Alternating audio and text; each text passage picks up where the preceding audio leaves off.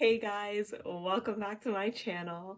So a couple weeks ago, I posted the first 7 days of me riding the Peloton that we just got here, and it was super cool, super fun to film. And now it's been 30 days since the Pelotons got here, and I've ridden every single day. So I thought that I would just take this video to tell you my thoughts, my muscle gain, my weight loss, if I think it's worth it, what you can do to get the most out of your Peloton, in my opinion, after riding it for 30 days. Okay, while editing this, I realized that I never say how long I ride, which is obviously important. So in the last 30 days, I rode 1,730 minutes, which is a little under 29 hours. I mostly rode like around an hour each day, with the exception of Sundays. I would try to go easier, try to do like 30 minutes. I usually do like a 45-minute ride, a 15-minute ride, and then a 5-minute cool down ride. So with that, I did 76 classes, and probably like 20 to 25 of those are cool down. So I probably only did like 50 legit classes.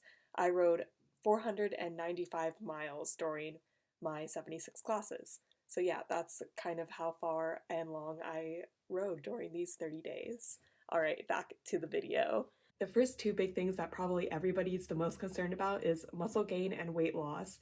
In my opinion, I've seen a lot of muscle gain since I started riding the Peloton. Before the Peloton came, I basically didn't do exercise regularly, which is pretty bad. Before, I was living in San Francisco and walking everywhere, so I was probably walking like 5 to 6 miles a day, and that was pretty much my exercise there. And then when I came to LA to quarantine, I pretty much wasn't doing any exercise. We would occasionally walk around the neighborhood or occasionally do like a 20-minute workout from YouTube or something, but besides that, essentially no exercise. And like even that's very little exercise, and then take away the fact that I just wasn't walking anywhere. So it was like very clean slate starting on the Peloton. So the first two topics that I think that everybody is the most curious about is muscle gain and weight loss with the Peloton.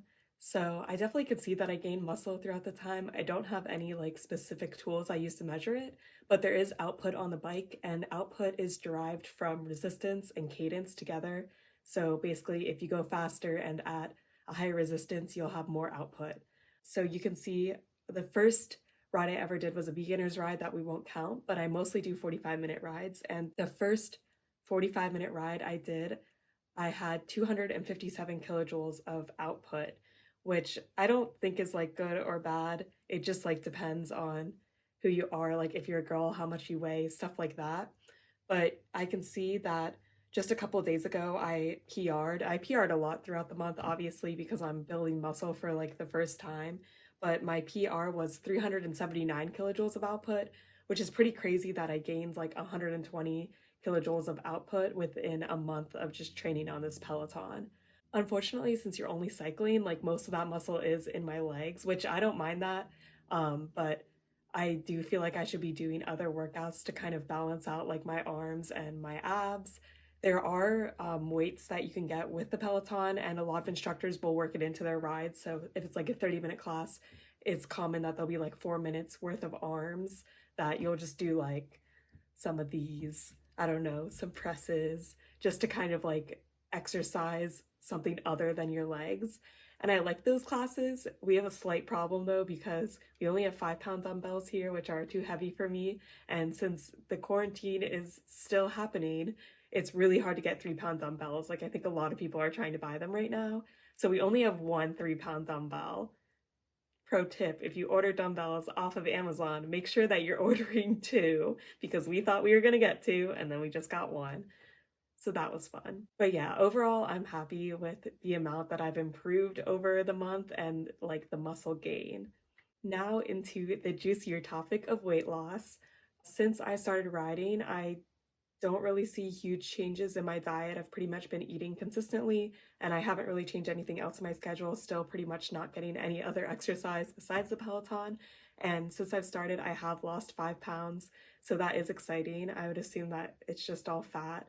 And hopefully I've converted even more fat into muscle. So I am really happy with the weight loss results that I've gotten so far. I feel like 5 pounds in a month is pretty good for me. 2 thumbs up on that front. Okay, so next I'm going to talk about things that I think you can do to take more advantage of your Peloton, and if I think that those things are worth it. So first off, I definitely think if you can get weights that are the correct weight for you, I think it's typically like 3 pounds for girls, 5 pounds for guys if you're just a beginner like I am. If you can get those, that's a really good idea. I can definitely, sometimes I try to do the workout with just one weight and I just like alternate hands really quickly.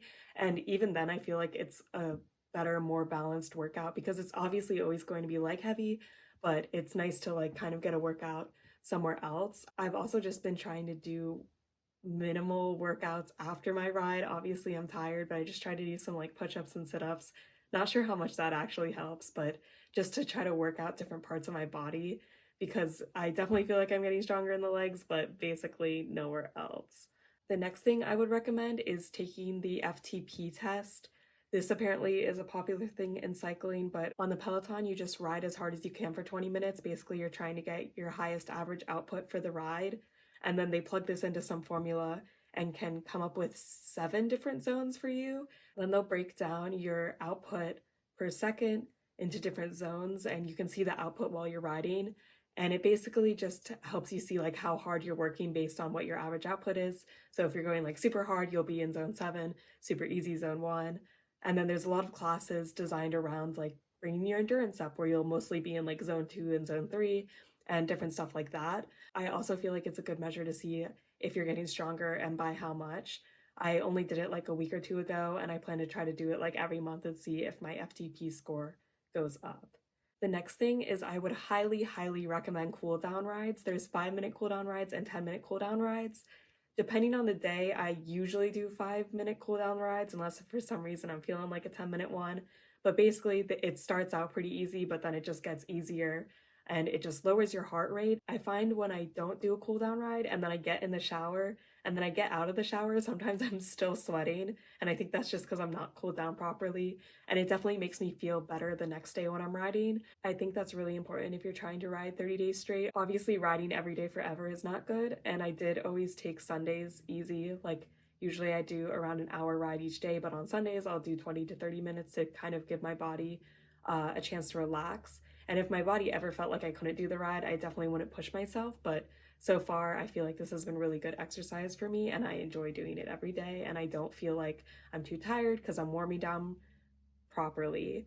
Also, somebody commented on my last YouTube video about the Peloton that they really like warm-up rides, and I've been meaning to try those, especially because I think that those will help if you're trying to like PR during your regular ride because you don't actually need to warm up during your regular ride, then you could just go hard during the warm up.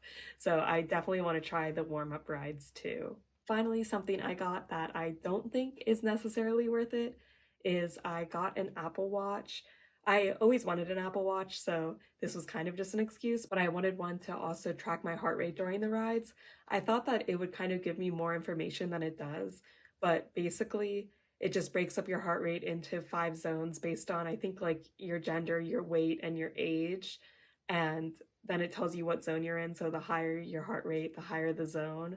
I tried to look up information about this after the ride, but basically I'm in zone 4 out of 5 for like 30 to 50% of the ride, which is a lot higher than Chris. So I was trying to like look up, like, is this good? Is this bad? And basically, it seems like your heart rate is so personalized to you that it's really hard to get any like meaningful information from it. So I don't know if I would recommend like an Apple Watch. Obviously, you can get a cheaper heart rate monitor, but I'm not sure like what it actually does for me. I think that knowing what zones I'm riding in based on my FTP score is definitely more useful to know, and like I can track progress better than the heart rate. Like the heart rate is kind of nice data to have, but at the end of the day, it doesn't really mean anything to me. So I don't know if I'd recommend like getting a heart rate monitor just for the Peloton. So those were my tips and tricks on ways to get more out of your Peloton and how I've gotten more out of the Peloton. Now I'm just going to talk about some of my favorite rides and my favorite instructors and what I like and don't like in rides. So this is all like highly personal to the rider, obviously, but I'm a big hills person. I like heavy resistance and slow cadence, and I hate sprints. Like if I start a ride and it's just going to be all sprints, I know it's not going to be a good time. So obviously I gravitate towards the instructors that embrace the hills. So my favorite instructor's name is Robin Arzon, and she does a lot of hit and hill rides, which I like.